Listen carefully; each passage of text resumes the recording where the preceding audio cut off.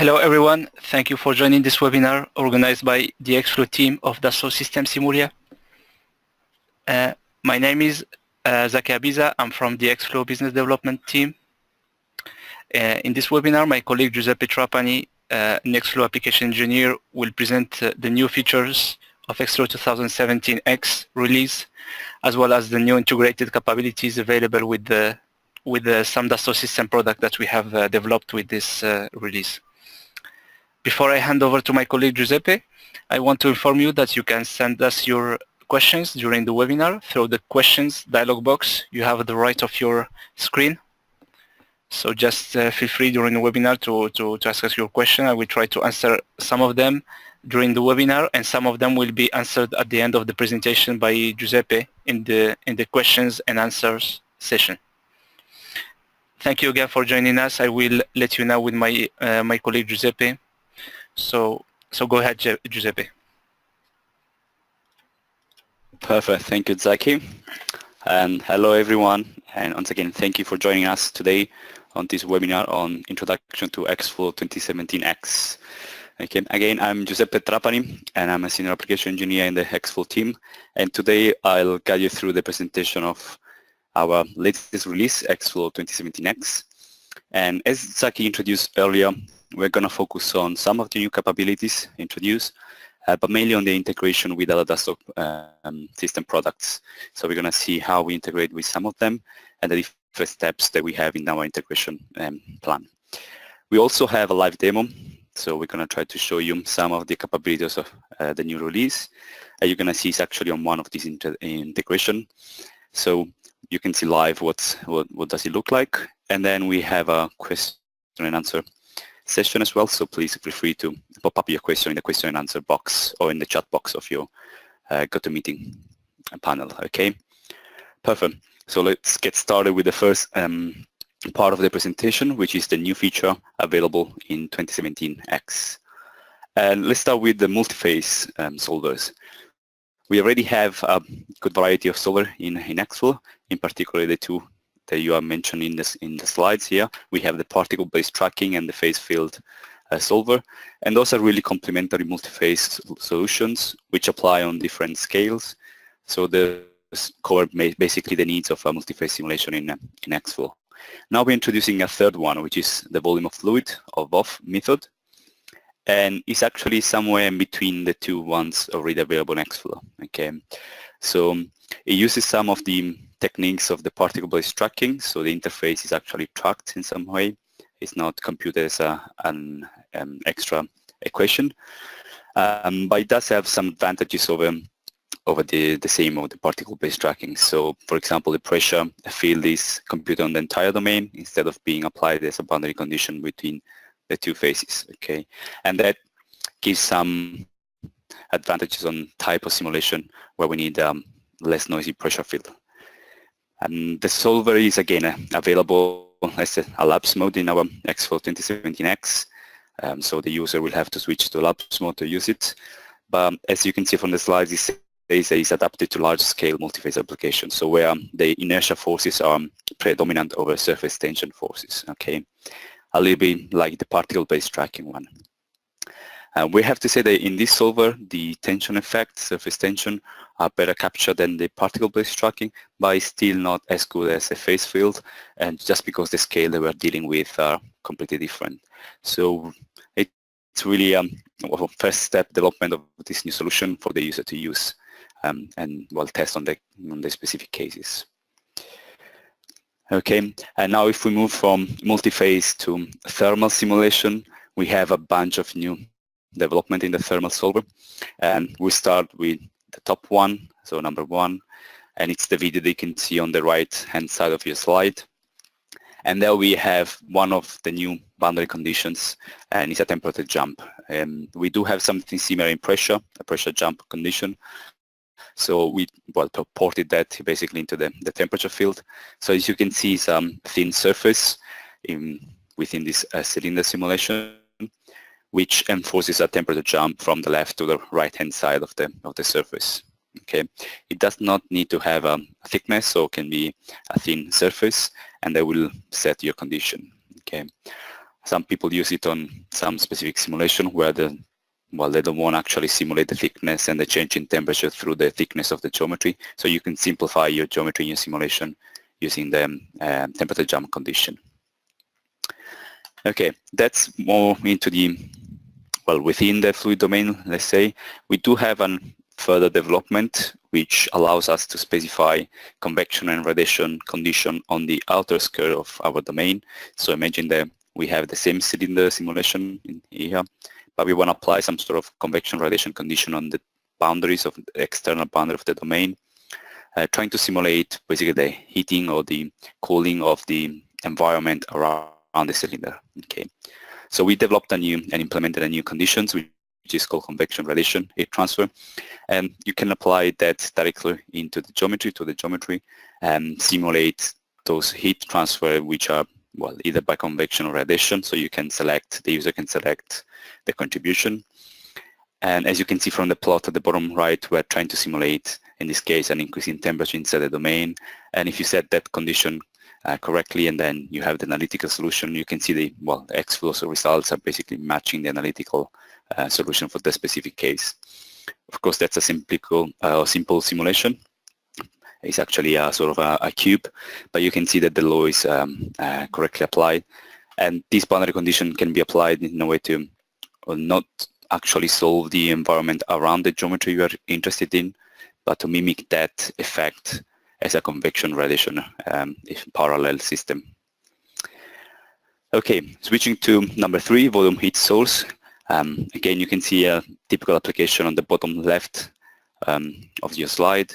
And there you see, we are actually applying a volume heat into a porous volume. So that's a kind of a radiator simulation. So if you have, for example, a car where you have a radiator and it's a porous media, so you have a pressure drop of the flow going through, you can now, in an XFlow 2017x, add a volumetric heat source. So as you can see, we're plotting temperature in the video, and we're going to have an increase in temperature on the entire volume of our porous media. And of course, that will actually extend on the fluid side. Okay, so in this case, we have a velocity inlet from the left-hand side sweeping through the domain, and you can see how the temperature is then diffused downstream the porous media. Okay, so there is a good development for thermal analysis of, for example, in automotive industry. Okay, the third important introduction in XFlow 2017x is animated geometries, and that's something that's been in XFlow developed for some specific solver, but we kind of revamped the feature in the latest release. Specifically, we extended the validity or the applicability of that feature on all the solvers that we have in XFlow. So in this case, for example, you can see a video of a free surface simulation, and it specifically is a non-Newtonian fluid, so trying to mimic toothpaste simulation. And what the animated geometry allows you to do is to actually have a series or a sequence of geometries, so a set of meshes or surface tessellated geometries, as you can see here in .stl format. If you have those series that represent basically the deformation of your geometry, you can then use this time sequence of geometry to rebuild the deformation of the object with a specific discretization in time inside XFlow, and then use this deformation to drive the fluid flow. Okay, so in this case, what we have is different time steps of our geometry, our toothpaste and the tube, and we are interpolating in time the deformation, and we are squeezing out the liquid which is inside our tube. Okay, as you can see, some fluid structure interaction problem, but we are facing the one-way approach. So the fluid is actually affected by the structure deformation, but not the other way around, because the structure deformation is actually imposed on our simulation.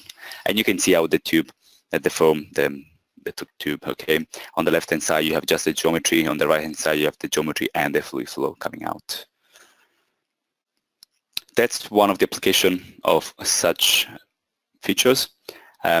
Moving to, probably a little bit less fancy one, but really important ones. For example, tires deformation. Okay, what we're trying to convey in this slide is the message that, well, we had few studies and few development on a conference in 2015 where they showed some advancement on simulating tire threads with simplified model.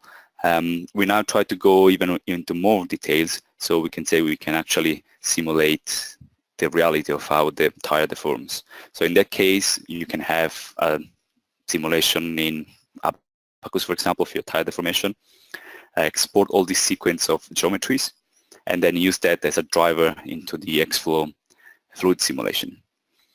Okay, you can imagine that we can use those type of features in simulating moving tires, so the entire geometry with moving tires deforming over time. You can include as many details as you want, like the actual road geometry scan inside the simulation. We have the contact patch, which is the actual one, so it's not an approximation of the contact patch. And you can use those simulations to do, well, FSI, of course, vibroacoustics, but as we can see in the next slides, even water management. So if you want to see what's or how does your tire perform in expelling the water using the threads of the specific geometry. What we see in this slide is actually a plot of the wetted surface on the left-hand side and velocity vectors on the right-hand side. Okay, so we can see how the patch evolves over time, and we have a tire that is pressed against the screen, so the tire is actually deforming on the y-axis, coming toward the screen. And we have a plot of the forces which the water actually applies on the tire on the bottom part of the video. And as you can see, as we squeeze the tire, of course we have fluid that goes through the threads, and well, there are high velocity regions, so the fluid is actually evacuated from the threads. And you can see the patch, the green patch, which develops, which is basically the place where water is gone because it's been expelled from the tire threads, and then the tire is actually pulled back. So then we have a release of these velocity vectors. Okay, so now simulations of, for example, tire or aquaplaning might actually be feasible using this technique. But we're going to see later on we can actually go further than that. We're going to see on some of the coupling with the DES technologies. So now changing in industry, going from automotive to marine, we do have, for example, lots of simulation with our partner WB Sail, and they're doing really impressive simulation with moving parts, moving objects, so pumping and rowing of the boats. But you can imagine to go even further and, well, set the sail as a deformable object. So you have some sort of history or some pre-calculated deformation of the sail, and then you can input that into your simulation. So you can actually calculate what's the thrust or the loads on the sail, not as a fixed object, but as an animated geometry, so as an object which actually deforms over time. Okay, of course that gives you more results, well, more realistic results on the loads that you're going to have, and some of the effects of interaction between sails and the hull, for example. Okay, so now I'm moving from more what I define as feature or new development to something which is a little bit more drastic in the XFlow development, which is what we define XFlow 1. Now XFlow 1 is basically an optimization of XFlow in terms of performance. So we're trying to squeeze the maximum from lattice Boltzmann method, and we have been working on that for the last year roughly. And what we're trying to do is actually optimizing the specific lattice Boltzmann implementation of XFlow. What does it mean? Well, in general, lattice Boltzmann is what we call a bandwidth limited method. It takes longer to actually access data, read and write, than computing something, okay? And the implementation usually is quite simple. On the computation side, it's more the access of the data, which is a bottleneck. That is usually true for lattice Boltzmann, specifically for the cascaded lattice Boltzmann method, which is what XFlow uses as some sort. It's actually a little bit, well, less true, okay? It's a little bit more complicated to do some calculation, but 90% of the time is actually on memory handling. So the idea here is to try to optimize and maximize the memory bandwidth in order to reduce, of course, run times, computation times. We do have a specific development branch on that, and we have one of our best developer working on it, and he came up with a few tips and tricks to reduce the memory usage and to maximize the bandwidth. For example, reducing the load stores operation, being aware, or making a code that is aware of the architecture of a NUMA configuration, so with multiprocessors, multi-caching, and try to exploit that. And of course, going to vectorization of the code, so trying to write a code which is actually a really low-level coding language, but exploits more the actual architecture, the hardware itself. Okay, so that process actually starts from the very beginning. So if you're familiar with XFlow, you already know that XFlow is a lattice postman code and uses what we call a lattice, so a discretization of our domain, mainly in points on space. And if you see this plot, you can realize that that's basically one of the cutting plane of XFlow, so where you can see one of the domain slice. That's what we call a point-wise structure refinement. So we can refine our simulation, going from black to blue to red, discretization lattice size. But that is not optimal, probably minimizes the number of elements, but in terms of performance, it's not the optimal case. So what we moved to is a different approach to the lattice generation, and that's what we call the block structure approach. So instead of creating just lattices, we create lattices but bunched in boxes, in blocks. Okay, here you can see 16 blocks, for example, and when we start refining our simulation, then we create block to refine. It's not just point-wise refinement. Okay, so we have the blue refinement and then the red refinement. As you can imagine, that increases slightly the number of elements. As you can see, a real case here on a car, on an auto vehicle, but it does give you lots of performance advantages.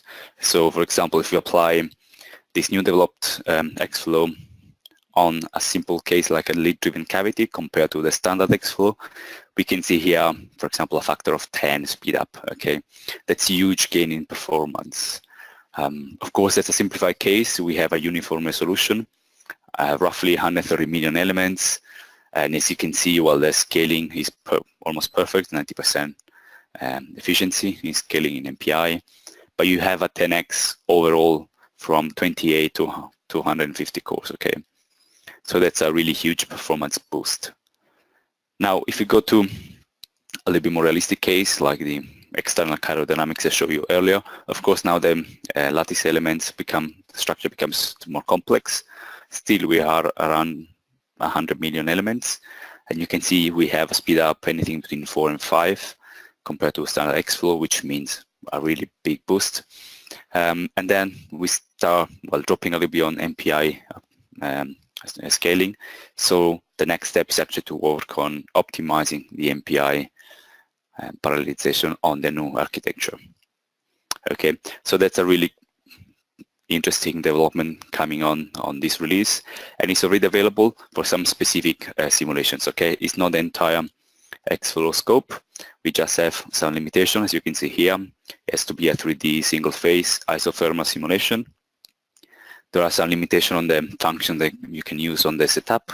So for the current version, only constant values can be used.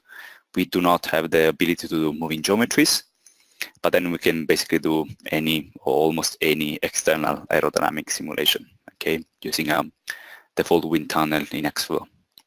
Of course, we're seeing really huge performance boosts, so we want to port that to 2018, 2019. It's going to be to rewrite the entire XFlow feature, so from free surface to multi-phase to immersed boundary moving parts, and take advantage of this rewriting of the code and put a few inputs on, like some UDF, user-defined functions that can be actually compiled at execution time, so will allow the user to do some really interesting stuff with XFlow.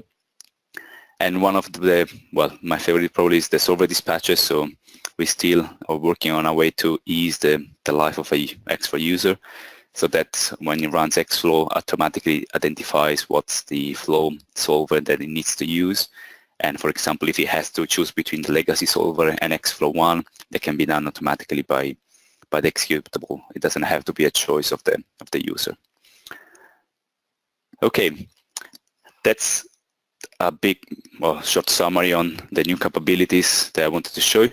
And now I actually move to the integration with the Dassault products, because I think we have really interesting development coming on this release. So I want to focus a little bit more on that and on the live demo. Okay, if you do have more questions, please don't forget to use the Q&A session or later on, or write that on the panel. Okay, let's start with the first Dassault product, or SIMPAC. So what we developed is two-way coupling with SIMPAC using the FMI standard, functional mockup interface, which is basically a sort of independent library or standard, and tries to support co-simulation data exchange between different softwares. Okay, the configuration, as you can see on the right-hand side, is a sort of master and slave.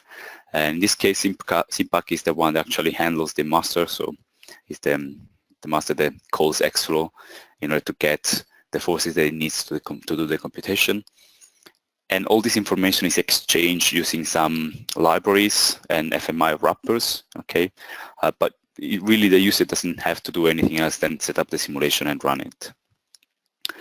What happened is, well, we're exchanging, like in this case, forces from XFlow to SIMPAC, and the other way around, the motion of the motorcycle from SIMPAC back to XFlow.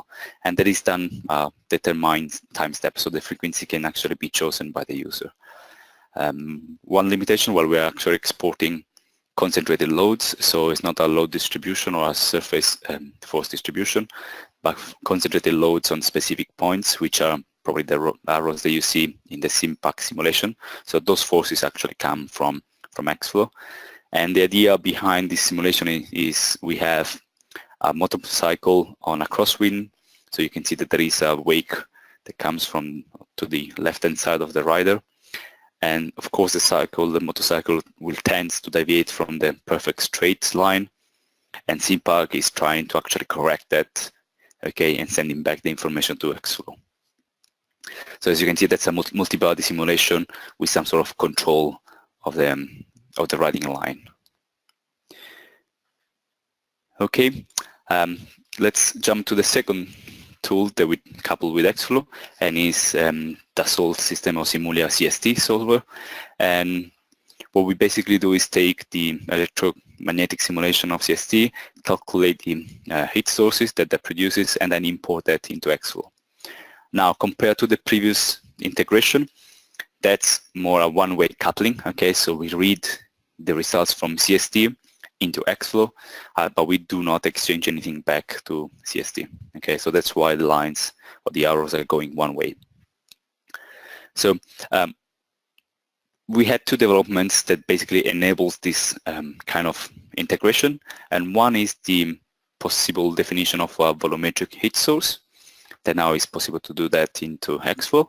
And the second one is a specific development, which is a sort of a new function that users can use to read into XFlow VTK, VTU mesh data. Okay, so a custom user know that they can use functions in XFlow to define input lows or velocity lows on motion lows.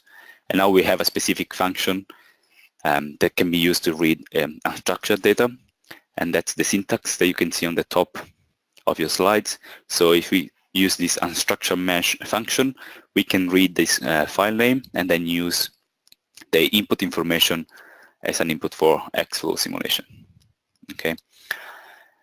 The example we're seeing on this slide is actually a sort of heat source on a structured mesh that you can see on the left-hand side coming from CST, and then we are reading this mesh and this heat source into XFlow, and we are simulating that into a periodic box. Okay, you can see that at the beginning we are reading and interpolating the simulation from the unstructured mesh to our lattice, and then we are simulating that in XFlow.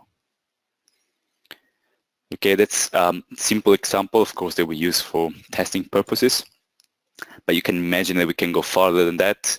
As for this example, which is a stator, electric stator, then we have heat source or source term read in XFlow from CST simulation, and then we can do thermal simulation with CHT, conjugate heat transfer, in XFlow directly. Okay, of course here we were using as well the moving parts feature of XFlow. Good. Now let's move from simulation to geometry, and of course we couldn't do without trying to integrate CATIA into XFlow. What we're doing in this case is we are showcasing how we implemented the DS special library in our latest release of XFlow, so that we can basically drag and drop CAD part and CAD products directly into our XFlow GUI. And as you can see, XFlow is able to read that file, and then you can choose the quality of your surface and edges, and then you create the geometry in XFlow. That is really, really useful, because now you don't actually have to export your geometry from CATIA to a different format in order to import it in XFlow, but you can do that directly. So that's really reducing the CAD to CFD time to a minimum. Okay, let's go back to simulation after this small break on geometry handling, and let's go for, probably my favorite co-simulation, that's integration with Abacus.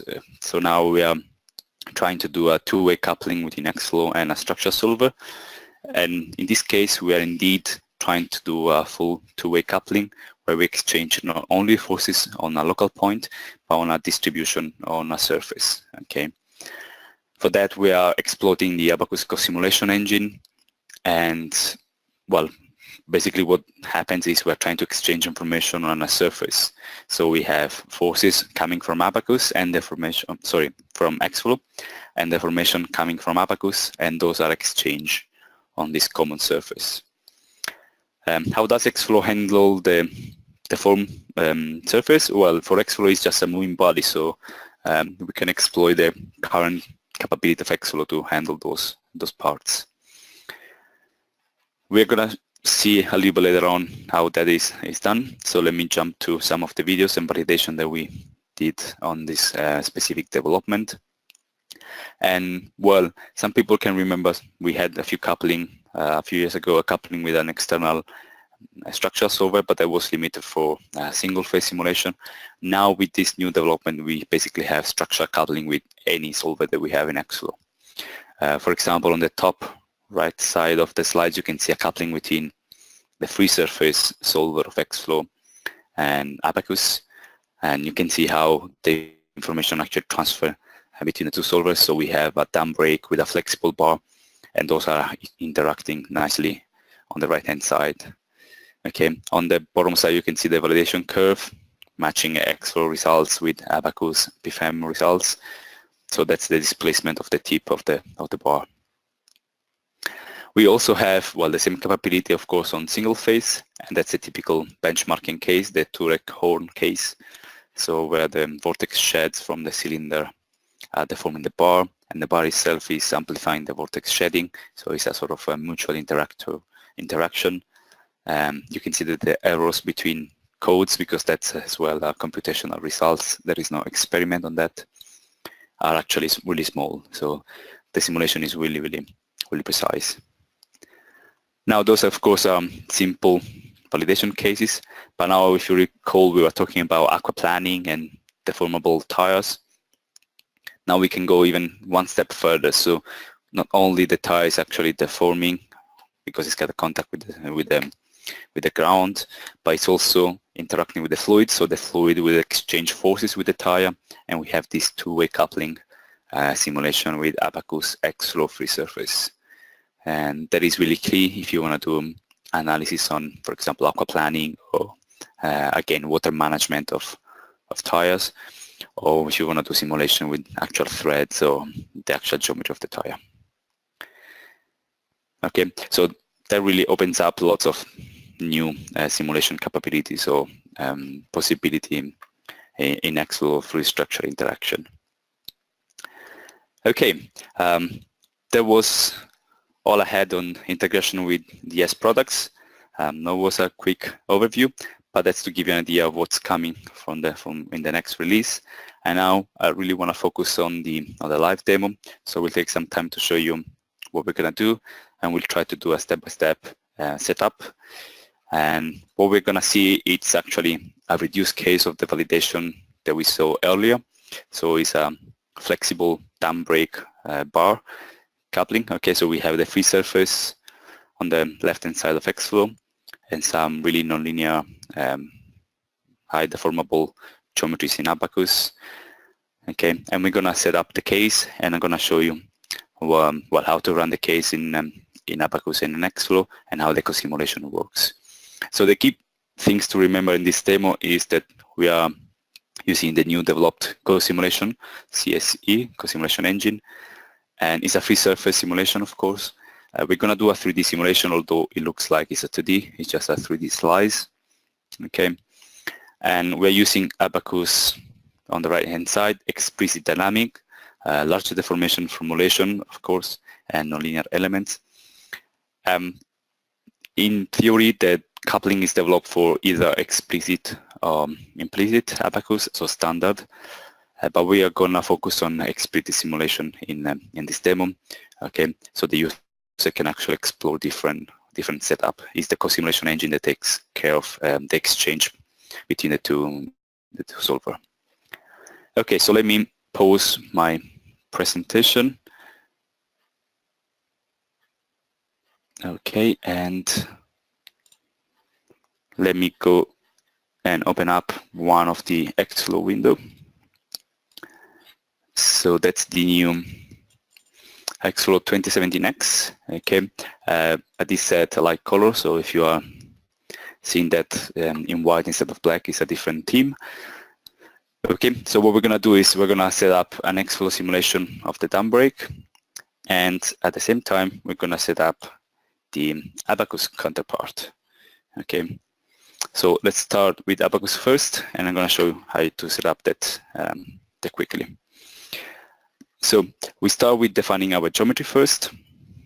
Okay, we do just a part, so we create one. Okay, yeah, my dialog was probably on the wrong window. Yeah, let me check that. Okay.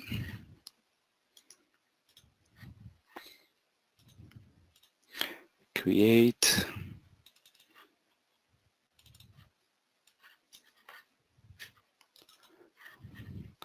Okay, and once we create the part in Abacus, we're gonna set up the XFlow counterpart, and we're gonna set a internal simulation with a free surface solver. Okay, so let's do that again. Okay, 3D extrusion. Okay, and now we're gonna try to set our section, and if I recall correctly, we have those values for the section, which are 0.006 and 0.08. Okay, and if I do done, okay, 0.08, I think that should be my dimensions. Okay, yeah, I think it's a little bit too big on one side, so I'm gonna recreate that. 0.012. Okay, and let's do that quickly. It's minus 0.006 and 0, 0.006 and 0.08. Okay, and if I do that, perfect. And my depth is 0.012. Okay, so now that looks much better. Perfect. Now we have our geometry. Let me quickly set the material, and well, we're going to define a density, and of course some Young module. So elasticity, elastic 1 module, and we set a 0% ratio. Okay, it's nothing fancy. It's just a simple elastic model. Now let's set our section, and let's set this material, and we apply the section to our geometry. So now we're quickly setting explicit simulation in Abacus, dynamic simulation. Okay, and as you can see, while I'm just creating the bar, I'm gonna now mesh it, and then we'll export that and set that as geometry in XFlow, structural geometry in XFlow. Okay, so that's my seeding, and I wanna mesh this part. So now I have a nice and mesh 3D bar, and we can move to the next step. So the Abacus users will be all familiar with what I'm doing at the moment, which is basically creating the Abacus model. So nothing fancy so far. I'm going to show later on two main settings that we need to keep mind on, which is interface and boundary conditions. Okay, so those are really important for the coupling of the two software. So now we have our assembly, and that's one of the steps which is important. So we have to define a surface, which is going to be our exchange of information. Okay, so I'm going to create one surface, and that is going to be a mesh surface, not a geometry one. Okay, because we're going to exchange information on the nodes of the actual mesh. And I'll select the whole geometry in this case. And of course, we're going to have, well, the surface of all this 3D mesh are going to be the one exchanging information with XFlow. Okay, so now I have my surface 1, which is the surface where we exchange data. Perfect. Now let's quickly define a new step. And that is going to be, as we said, a dynamic explicit. And I'm going to call that a co-simulation step. Okay. Now the only thing I'm going to define here is the time period, and it's 0.5 seconds. It's going to be exactly the same in XFlow. So we're going to have two simulations whose duration is going to be 0.5 seconds, and that is usually the case. Okay, you want your structural and fluid dynamic simulation to be exactly on the same simulation time. Good. So now we have our step, and that's step number 2. The user have to remember we need to create an interaction between the two software. So create an interaction in Abacus, and we're going to call that a coupling interaction, and it's a standard explicit co-simulation coupling. Okay, so I do that, and of course I'm going to select the surface I created earlier, so my surface 1. Okay, and now I have my interaction defined, and as you can see, Abacus is picking all the nodes of my mesh in 3D on the surface where I'm going to exchange information with XFlow. Okay, so now I'm done. Just a few boundary conditions. Okay, of course I'm going to set the base of this geometry to be constrained, so I'm going to set an encast in there, and let's do that quickly. So that's my boundary condition 1, and the second one I'm going to apply is actually a sort of a 2D displacement. So I'm going to select the remaining surfaces. I'm going to say, well, actually you can move on the X, Y plane. Okay, so not Z rotation, so not Z displacement and not X, Y rotation. Okay, perfect. So now we're ready. So we have our setup in in Abacus. Let's create a job, and let's call that XFlow coupling. Okay, and let's keep the standard settings. I'm not going to do anything fancy. And once we are here, we are ready to run the co-simulation. So we're going to write our input file for this Abacus simulation. So if you right click on the job and write input, now we have our input file, and then we're going to use that to run our simulation. So that's set, and probably the last step is to export this geometry. So let me do that quickly. You have in plugins, tools, STL export. I'm going to export the geometry as an STL file, so then I can read that into XFlow, and then I can use that to specify where the bar is going to be. Okay, so let's do that live, and let's call that bar. Perfect. So that's my export of the geometry completed, and I'll do the setup in XFlow. Okay, so this is going to be a little bit quicker. So it's going to be a free surface simulation, and as we said, it's an internal one, and nothing strange in there. Perfect. Material, we're going to leave water as default, and now I'm going to first create my domain, which is going to be the exterior of my box that we seen earlier. Okay, 0.2, and that is going to be 0 and minus 0.006. So that's just the dimension of the exterior box, which is in there. Perfect. And now I'm going to read in the geometry I just exported, so the bar.stl. Okay, and as you can see, I read that in, and it's my starting geometry. Okay, perfect. So far so good. Now that's where the new thing come in.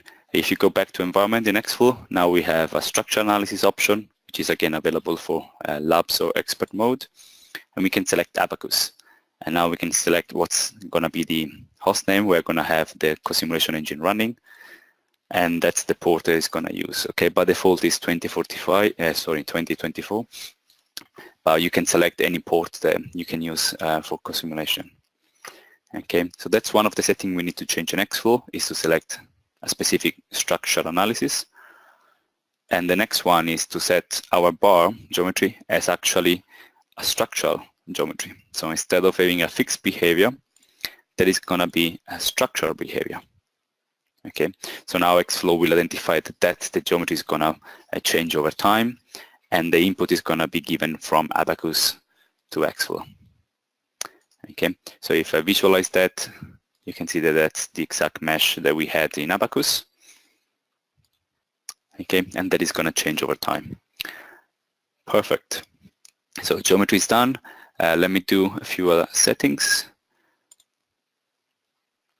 And if I set a few boundary conditions, so on the sides, I'm actually going to set free slip boundary conditions.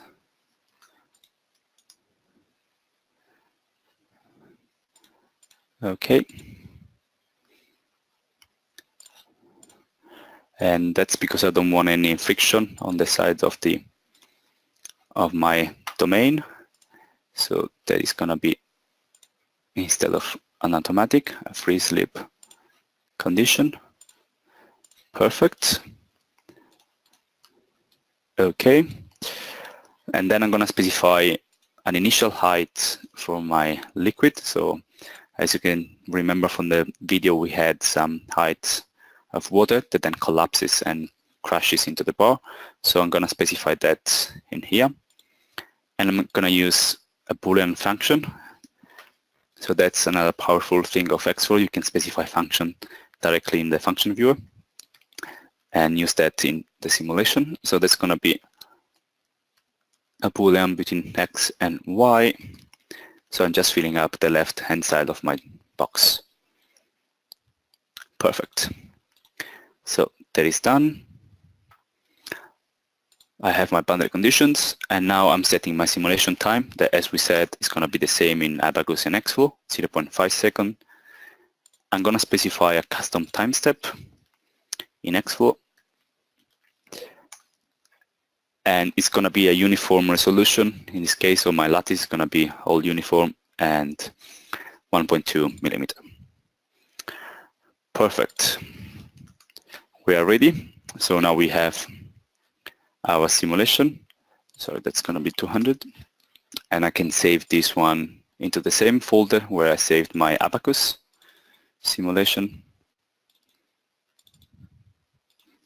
And let's call it Abacus demo. Okay. And now I have two set up ready. Now, in order to actually execute the co-simulation, we're going to have to do that in command line, but that's not a big deal. Okay, so if I go back to my same folder where I had my setup files, let me log in quickly. Okay. We're going to launch first XFlow and then Abacus and then the co-simulation engine. So we're going to have three windows open: XFlow, Abacus, co-simulation, and we're going to see how to do each step. So first of all, we're going to generate the XFlow domain, which is the lattice discretization. So that's the discretization of the volume we're going to analyze. Okay, is completely automatic, so it takes a few seconds. And now we're going to execute the engine 3D FS, which is the free surface solver of XFlow. And as you can see, once you execute the solver, it's waiting for the co-simulation engine on a specific host name, on a specific port number. And that's what we did specify in XFlow in there. Okay. Now we do exactly the same for Abacus. So we run our Abacus simulation. And as you can see, we're specifying again host name and port of the co-simulation engine. And that's the XFlow coupling.imp file that we created, the input file. Okay, so once XFlow started, we start also Abacus, and both will be waiting for our co-simulation engine to start. So let's do that, and let's start the co-simulation engine. And as you can see, it's an easy command. And again, we have the port number, which we specified earlier. So now Abacus is explicitly starting up. It's doing some preliminary settings, checking. XFlow is already connected to the co-simulation engine. So now it's waiting for Abacus to start. And once we have our simulation starting, now we have both software, XFlow and Abacus, communicating through the co-simulation engine. Okay, so now the simulation is starting on the background. We're going to see that, well, as you can see here, the simulation is advancing on time, and we have a synchronization point at each specific time step that the co-simulation engine controls. Okay, so that was the XFlow log. This one is the Abacus log file, and all of that is, well, handled by the co-simulation engine, which is easily set up using an XML file, and I'm going to show you quickly how that looks like. And that is delivered with the XFlow installation, so you can use the default settings. Okay, and that is basically standard setup for the co-simulation engine, so the user doesn't have to modify that extensively, and then the simulation is running on the background. Okay, of course, what I'll do now is I'll show you the results, because we don't want to wait for the simulation to end. But as you can see, it's a really simple step, especially on the XFlow side. Okay, it's just setting the Abacus settings on the environment, my structural geometry as, of course, a structure behavior, and that is basically it. Okay, so let's do some post-processing quickly, and I'll show you the final results of this simulation on XFlow first and then on Abacus. So that's the exact same setup, but as you can see now we have a complete simulation. So if I move on time and I show some of the steps, well, you can see that the geometry starts to deform, of course, and if I do set a few cutting plane here and there, you can see how the fluid interacts with the geometry. Okay, let me set that exactly as the video so you can see where the video comes from. Okay, and if I, of course, select a different time step or step in time where I saved my data, you're going to see that, well, our geometry is actually being deformed by the forces acting from the fluid side. Okay. Now, just for comparison, let's quickly open up the Abacus post-processing. So you can see exactly the same results that we saw in the video. So that's again the same setup we did earlier, and we're plotting von Mises stresses on this case. And of course, if I play that, you're going to see basically the deformation and the plots of the stresses on the Abacus mesh. Okay, and of course that's a result of acting forces from XFlow passed by to Abacus, and of course the deformation is passed to XFlow. Okay, nice and easy. And that concludes the demo on the coupling. So let me quickly jump back to the presentation, and I'll show you again the final results. So we've seen how to set this simulation up both in Abacus and in XFlow. We've seen how to launch and execute the co-simulation engine to handle the synchronization between the two software. And you can see you can do the live post-processing both in XFlow and Abacus as the simulation evolves, so you can try to identify what's going on while the simulation is actually evolving in time. Okay, and with that one, probably I'll leave 5 to 10 minutes for questions if there is any. So please feel free to ask anything that you've seen so far on the presentation, or if you have any queries for the new release 2017x. We'll try to answer all the questions. If it's not possible, we'll then, well, either email you back or send you the reply through our contacts. And if you do have further questions that can come up later after watching this webinar, please contact us on our email address. You can contact Zaki on zaki.abiz@3ds.com or myself on my personal email address as well. Okay, so thank you for watching, and Zaki, if you do have any questions for me, please let me know. Thank you very much, Giuseppe, for presenting us what is new in XFlow 2017x release, and thank you all for sending us your questions and attending this webinar.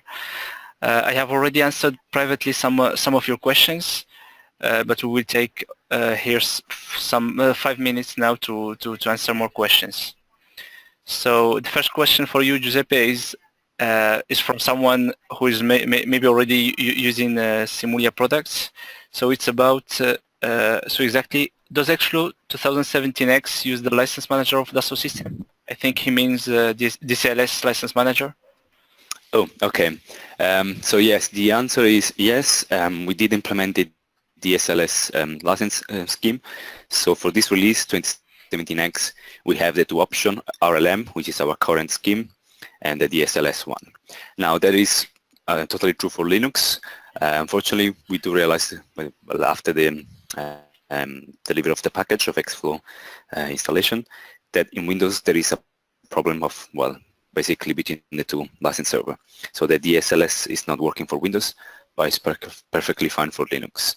We already fixed that, so for the next patch release, we're gonna have DSLS for both OS, for both the Linux and Windows options. Okay. Good. Okay.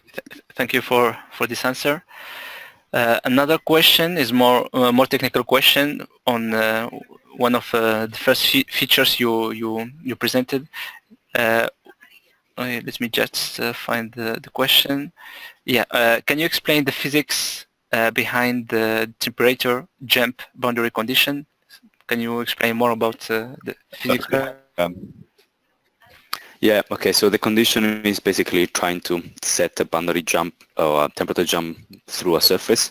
So in this case, what we're trying to do is mimic if you have, for example, a heat source applied, or if you have some sort of cooling system or heat exchanger. Instead of actually solving that using a fine lattice resolution or a fine discretization, you can mimic that with a surface.